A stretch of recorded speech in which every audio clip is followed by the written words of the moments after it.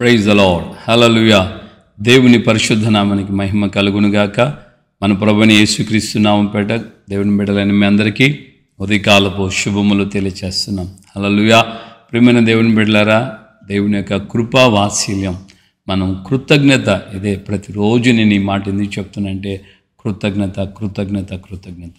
నీవే నన్ను కాపాడుతున్నావు, నీ కృపే నన్ను సంరక్షిస్తుందని మనం దినదినము దేవునికి కృతజ్ఞత చెల్లించడం ద్వారా దేవుని యొక్క కృప మన ఎడల మరింత విస్తరించబడుతూ వస్తుంది. దేవునికి మహిమ కలుగునుగాక. ఆమేన్. హల్లెలూయా. ప్రియమైన దేవుని బిడ్డలారా, ఈ మధ్యకాలంలో చాలామంది ఆయా ప్రాంతాల్లో కొంతమంది గొర్రెలు పెంచుతూ దాన్ని జీవనంగా కొనసాగేవాళ్ళు లేకపోలేదు. ఓ సహోదరి తన తండ్రి తనకు అప్పగించిన బాధ్యత ప్రకారంగా ఆమె గొర్రెలు మేపుకుంటూ ఉంది. గొర్రెలు మేపుతున్నటువంటి ఆ యొక్క సమయంలో ఆమె అనేక చోట్లకి వాటిని తిప్పుతా తీసుకుని వెళ్తూ ఉంటారు. గొర్రెలు మందలుగా పొలాల్లోకి, అడవుల్లోకి, మనం వాటిని కొండల్లోకి తీసుకుని వెళ్తుంటాం. సో వాటిని మనం నడిపించేటప్పుడు ఆ సమయంలో మనం రకరకాలైన పరిస్థితులను ఎదుర్కోవాల్సి వస్తుంది. ఈ అమ్మాయి అలాగా వాటిని నడిపిస్తున్నటువంటి సమయంలో ఓ రోజు ఒక గొర్రెను గమనించి చూసింది. అది మొహమంతా వాపు వచ్చేసింది. గొర్రె మొఖం అంతా కూడా వాపుగా కనబడింది. ఏంటి ఇది, ఎందుకు ఇట్లా అయింది అని దాన్ని పరిశీలించి గమనిస్తుంటే అది పాపం వాపుతో 1 రోజు 2 రోజులు కొంచెం అల్లాడుతూనే ఉంది. బాధ, వాపు అంతా ఉంది. తీరా తను గుర్తించింది ఏంటంటే ఏదో విషసర్పము ఆ యొక్క గొర్రెను కాటేసింది, ఆ ముఖానికి కాటుపడింది. కానీ ఈ గొర్రె అన్ని గొర్రెలతో పాటు ఇది కొనసాగుతూనే ఉంది, తిరుగుతూనే ఉంది. బాధ ఉన్నప్పటికీ, వాపు ఉన్నప్పటికీ కూడా ఇది తన పనులు అంటే తినటం, తాగటం, అన్ని గొర్రెలతో పాటు వెళ్ళటం రావటం జరుగుతూనే ఉంది. ఇలా చూస్తూ ఉండగా 2-3 రోజులు గడిచిన తర్వాత ఆ గొర్రె ముఖంలో ఉన్న వాపు పూర్తిగా బాగైపోయింది. ఎలా సాధ్యం అనంటే వాస్తవంగా ఈ రోజుకు కూడా మనం పాము కాటుకు విషము విరుగుడిగా పాము కాటు యొక్క విషయానికి విరుగుడుగా మనకు యాంటీబయాటిక్స్ ఇస్తున్నారు కదా, అవి ఎక్కడి నుంచి తయారు చేయబడతాయంటే గొర్రెపిల్ల రక్తం ద్వారానే, గొర్రెల యొక్క రక్తం ద్వారానే ఆ యొక్క విరుగుడు మనకు అనుగ్రహించబడుతుంది.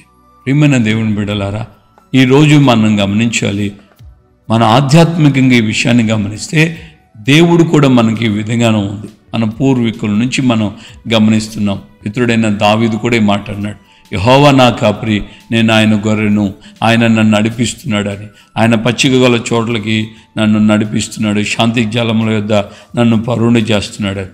సో మనం ఆయన మేపడి గొర్రెలము అని దేవుని యొక్క లేఖనం తేటగా చెబుతుంది. గొర్రెల యొక్క రక్తంలో ఉన్నటువంటి ప్రత్యేకత ఏంటంటే గొర్రెలకు ఏ విధమైనటువంటి పరిస్థితులు ఎదురైనా అది తట్టుకొని నిలబడగలిగేటువంటి ఆ యొక్క శక్తి గొర్రెల రక్తంలో ఆటోమేటిక్గా ఉంది. సో మన ప్రభువు మనకు ఆయన క్రొత్త నిబంధనలు ఎలా పరిచయం అయ్యాడంటే బాప్తిస్మిచ్చి యోహాను జనులందరికీ ఆయన్ని చూపిస్తున్నాడు. ఏమంటున్నాడంటే, ఇదిగో లోక పాపములు మోసుకొని పోవు దేవుని గొర్రెపిల్ల. సో దేవుని గొర్రెపిల్లగా యేసయ్య ఉన్నాడు.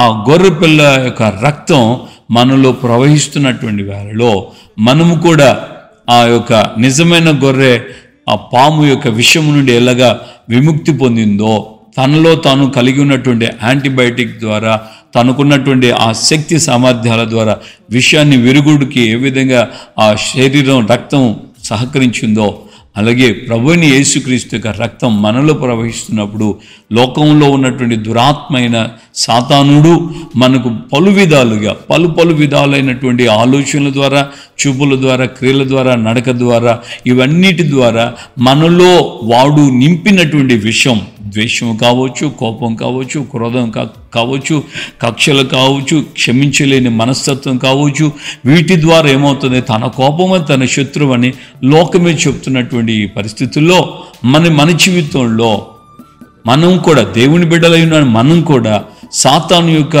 ఆ యొక్క విషం, ఆ యొక్క ద్వేషం అనే విషం, పగ అనే విషయం, క్షమించలేకపోవటం అనే విషయం, ఇవి కూడా మన జీవితాలకి ఏం చేస్తున్నాయంటే భయంకరమైనటువంటి నాశనానికి తీసుకుని వస్తాయి.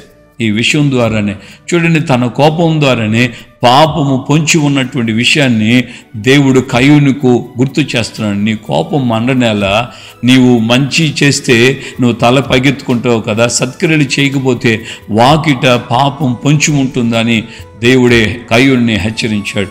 అంటే ఇక్కడ మనం గమనించాలి, ఈ పాపం వల్ల వచ్చే జీతం మరణం, భయంకరమైనటువంటి పరిస్థితి. కయ్యూను జీవితం అల్లాడిపోయాడు, బ్రతికుండగానే శిక్షలు అనుభవించాడు.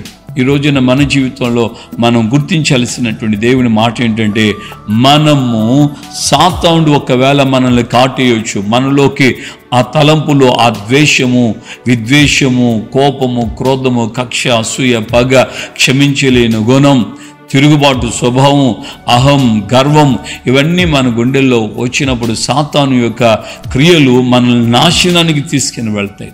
కానీ మనం ఎప్పుడైతే గొర్రెపిల్ల రక్తంతో మళ్ళా మనం నింపబడతామో, గొర్రెపిల్ల రక్తం మనం ఎప్పుడైతే ఆస్వాదిస్తామో, గొర్రెపిల్ల రక్తాన్ని మనం ఎప్పుడైతే ఆశ్రయిస్తామో, దేవుని యొక్క దాసుడు అవిచరుడు అపోస్తుడైన యోహాను తన మొదటి పత్రిక 1వ అధ్యాయము 7వ వచనం నుంచి 9వ వచనం వరకు స్పష్టంగా రాశాడు ఆయన.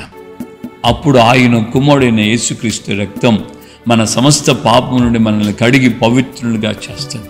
గొర్రెపిల్ల తనలో ఉన్న రక్తము ద్వారా పాము యొక్క విరుగుడు నుంచి ఏ విధంగా విముక్తి పొందిందో, మానవులమైన మనం గొర్రెపిల్లైన యేసుక్రీస్తు యొక్క రక్తాన్ని మనం కలిగి ఉన్నప్పుడు, ఆ గొర్రెపిల్ల రక్తం మనలో సాతానుడు పెట్టినటువంటి ఆ యొక్క విద్వేషాలు, ఆ పాపానికి, నాశనానికి కారణమైనటువంటి ప్రతి దురాత్మ అంధకార క్రియల నుంచి మనము విడుదల పొందిన వారమై మనం ప్రభువుతో కూడా బ్రతకగలం.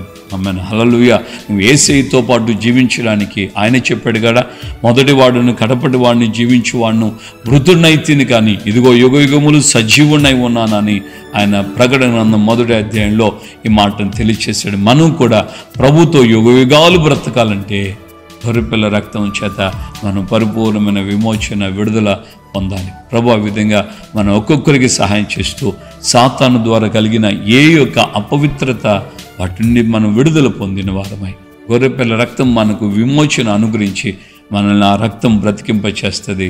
నిత్యమాయ రక్తాన్ని ఆశ్రయిస్తూ ముందుకు కొనసాగించబడదాం. ప్రార్థన చేసుకుందాం.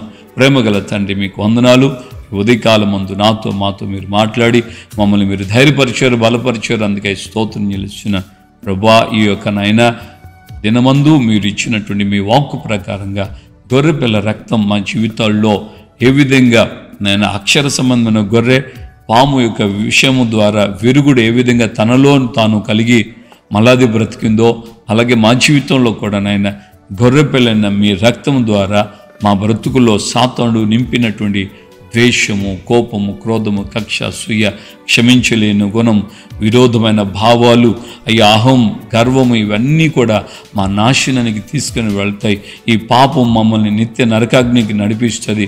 మరి ఈ స్థితిలో మేము ఇలాగే కొనిపోబడటం మీకు ఇష్టం లేదు. కనుకనే మా కొరకు మీరు గొర్రెపిల్లగా ఈ భూమి మీదకు దిగివచ్చి మీ రక్తం మా కొరకు కార్చారు. మీ రక్తం మేము ఆశ్రయిస్తుండగా ఈ పాప శాపం నుండి మాకు విడుదల, స్వస్థత, సమాధానం, నెమ్మది అనుగ్రహించడం మాత్రమే కాక మీ రక్తము ద్వారా మేము శాశ్వత జీవితాన్ని, జీవమును పొందుతున్నామన్న మీ వాక్యాన్ని అనుసరంగా మేము జీవిస్తూ ముందుకు సాగుటకు సహాయం చేయండి.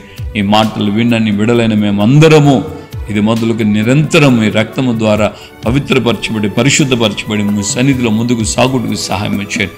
ఘనత, మహిమ, ప్రభావాలు మీరు మాత్రమే పొందమని యేసు పరిశుద్ధ నామములో ప్రార్థన చేసి పొంది ఉన్నాము తండ్రి.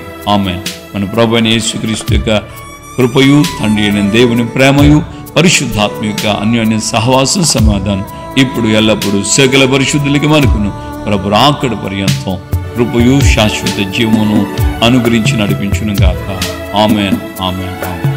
హల్లెలూయా. ప్రభుపేట అందరికీ వందనాలు.